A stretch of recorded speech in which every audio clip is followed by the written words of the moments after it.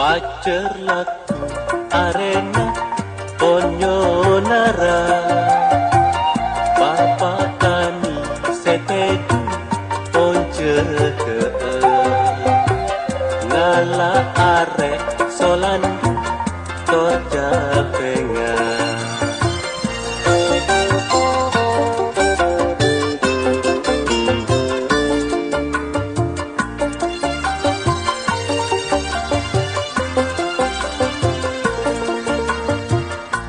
Ajelena kisaran kewajiban.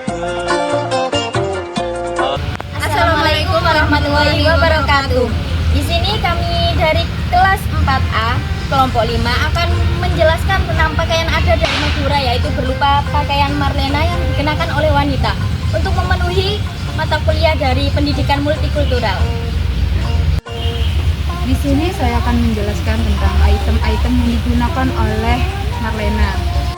Yang pertama yaitu menggunakan kebaya, yaitu khas berwarna merah. Yang kedua yaitu menggunakan batik Madura, yaitu batik rancongan.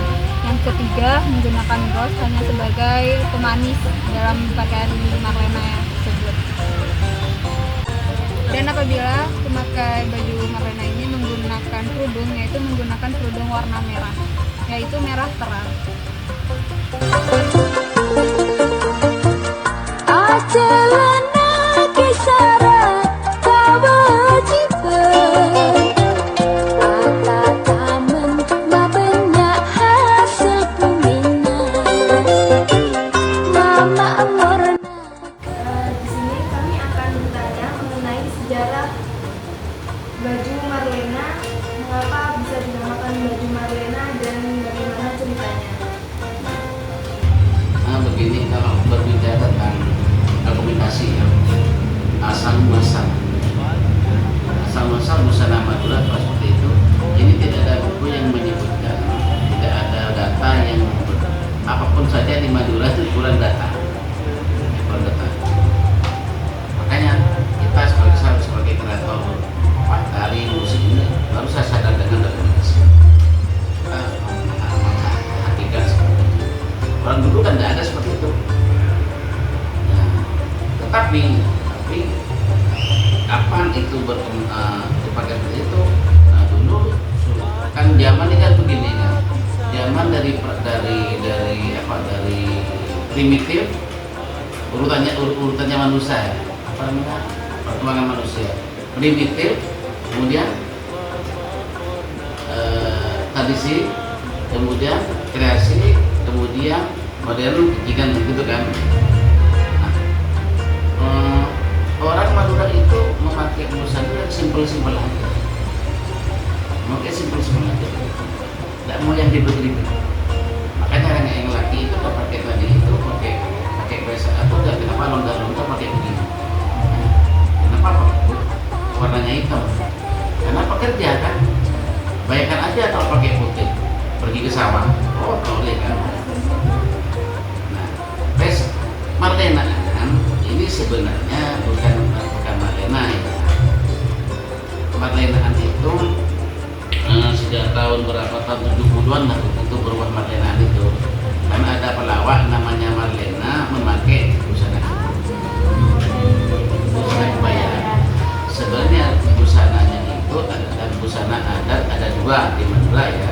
Satu busana adat keraton, satunya lagi busana adat kerakyatan.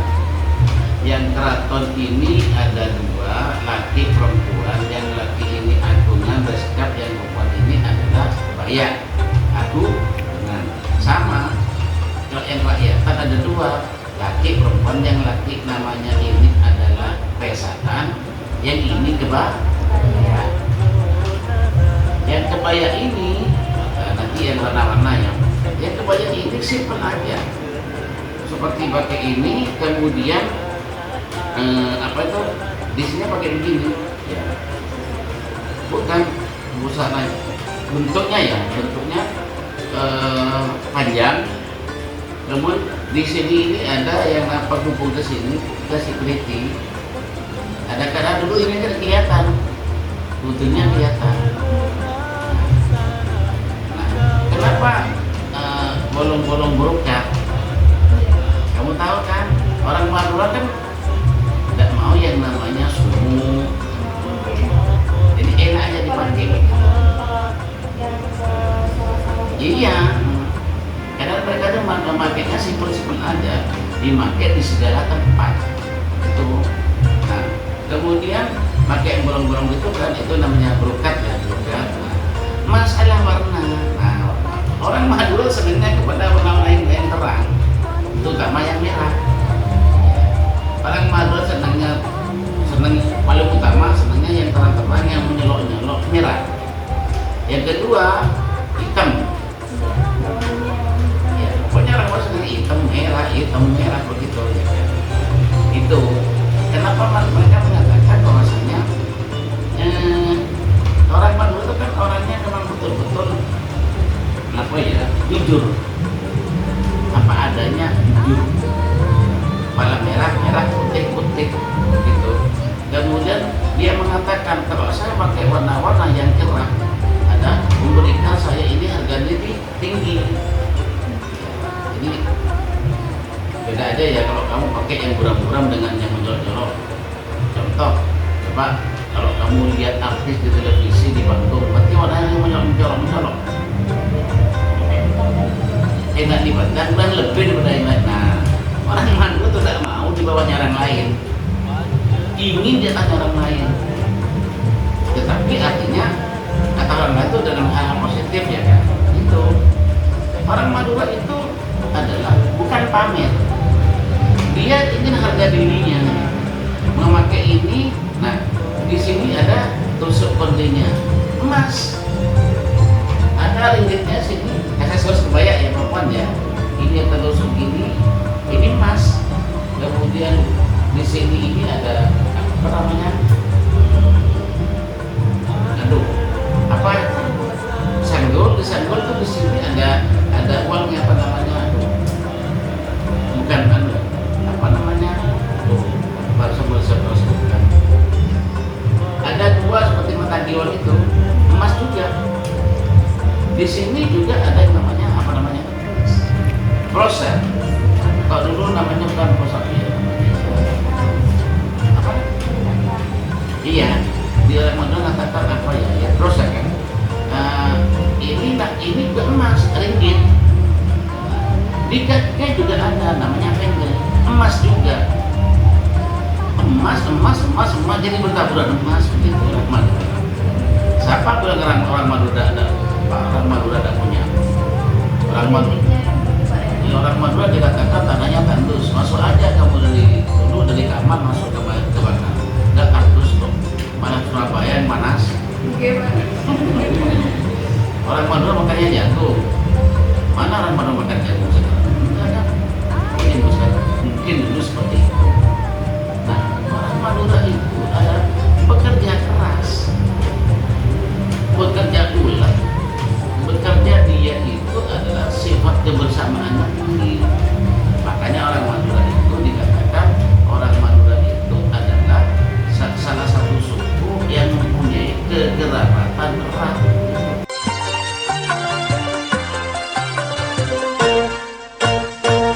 Pacer laku arena Onyonara Papa tani setedu once ke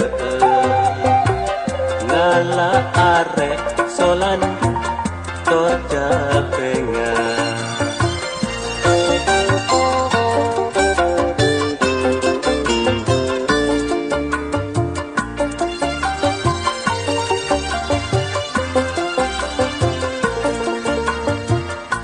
Ajelena kisaran kewajiban Atatamen abenya asal kumina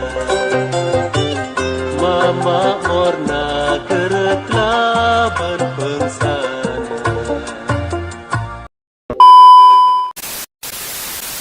Ini merupakan akses jalan untuk menuju makam Rato Ebu.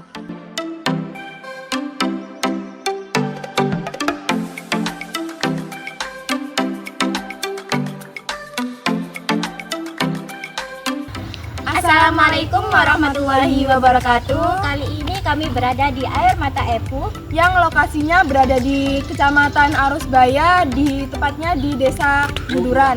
Yuk kita langsung.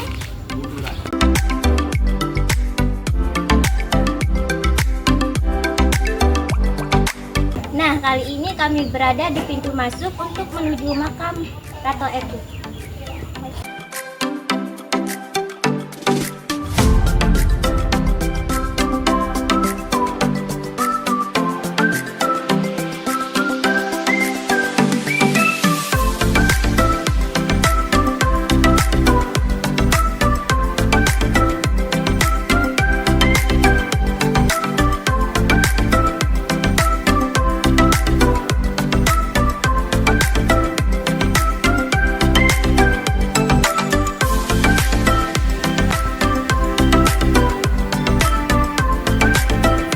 Kita memasuki makam Rato Ebu, kita diperlihatkan beberapa makam keturunan Rato Ebu, yaitu makam Cakraningrat 1, 4, dan 5.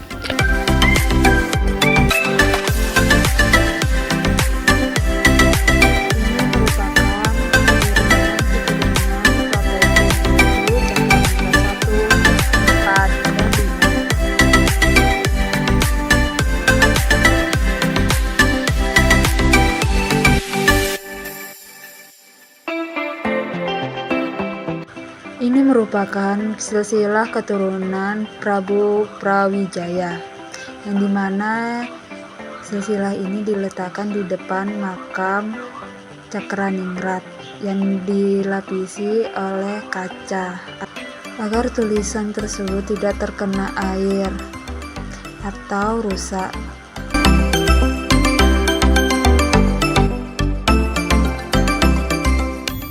Di sini merupakan lorong menuju makam Rato Epu.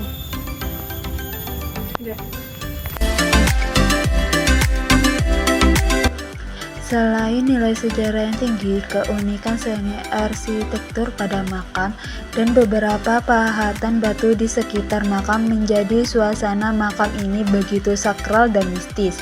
Tidak sedikit pula traveler datang ke tempat ini untuk berwisata ziarah dengan berkunjung ke makam Rato Ibu.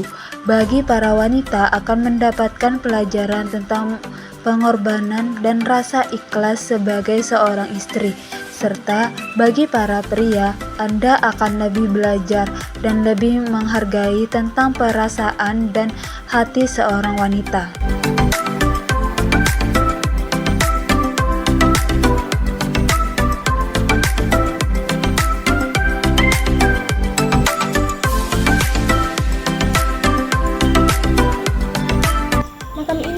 Terkenal keramat karena konon katanya air matanya yang tidak pernah surut meskipun musim kemarau. Di belakang saya merupakan makam Syarifah Ambani yang merupakan istri dari Cakraningrat I, yaitu penguasa abad ke-17 di Pulau Madura. Lalu, siapakah Cakraningrat I? Cakraningrat I yaitu yang bernama Raden Prastyo. Raden Prastyo diberi gelar Cakraningrat oleh Sultan Agung Mataram yang diminta untuk memerintah Pulau Jawa pada tahun 1624.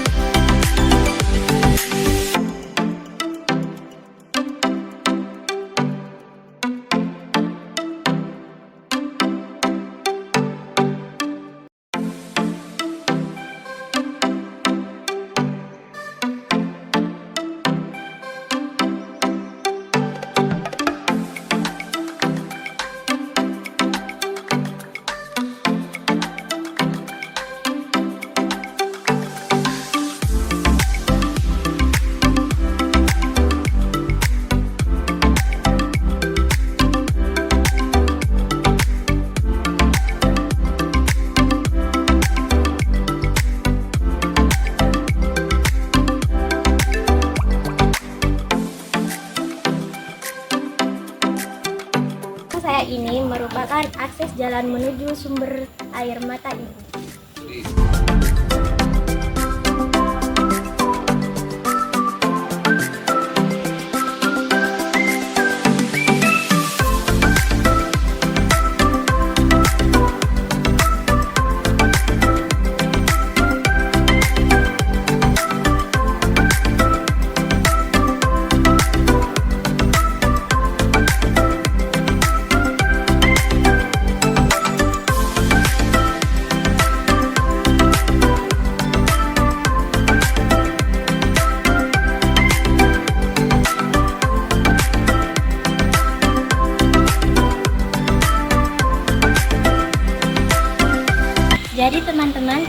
hingga sampai di tempat sumber air mata itu. Yuk.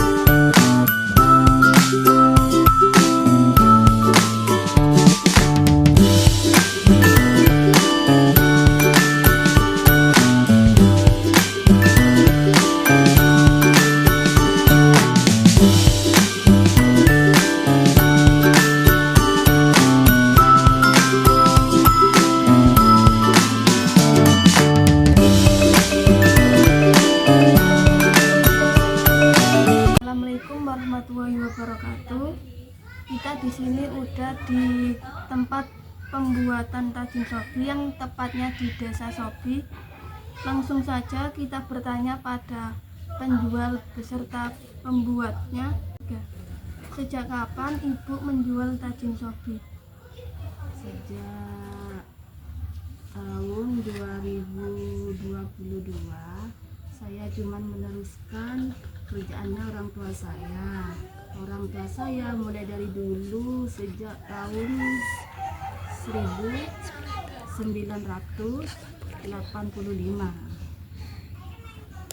Selanjutnya, apakah resep yang dibuat Ibu turun temurun? Ya, resepnya itu dari tepung beras, yang dibuat dari sumsumnya itu dari tepung beras, dari kelapa.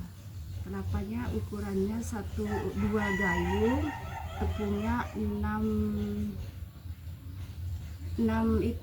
kaleng susu tepungnya, terus direbus, airnya itu direbus. Setelah matang airnya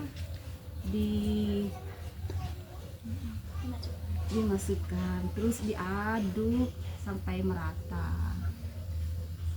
Selanjutnya bahan apa saja yang disiapkan untuk pembuatan tajin sobi? Yang itu ya, yang coklat, warna coklat, yang cendil itu dari tepung ketan. Terus dipakai air matang, diulet-ulet, terus tak dibikin itu panjang-panjang, terus ditaruh di luar, airnya direbus, air gulanya 1 kilo, airnya 2 gayung, terus dicebus. Setelah matang sampai merata itu diangkat. Yang itu kan ada 5 macam, yang satunya mentiara. Mentiaranya itu direbus, bukan airnya dulu yang direbus sampai mendidih, mentiaranya dicebur. Terus setelah mendidih dimatiin lagi, setengah direndam. Setelah dapat 10 menitan itu hidupin lagi kompornya. Nah, itu aja. Kalau santan itu sama dengan sumsumnya tapi lebih encer. Ya, kalau gula merahnya itu yang di atas lebih kental lagi, yang direbus sekitar 1 jam. Lama bikinnya gula merah. Kalau yang paling sebentar cuman itu mentiara. Cukup sekian wawancara yang saya lakukan.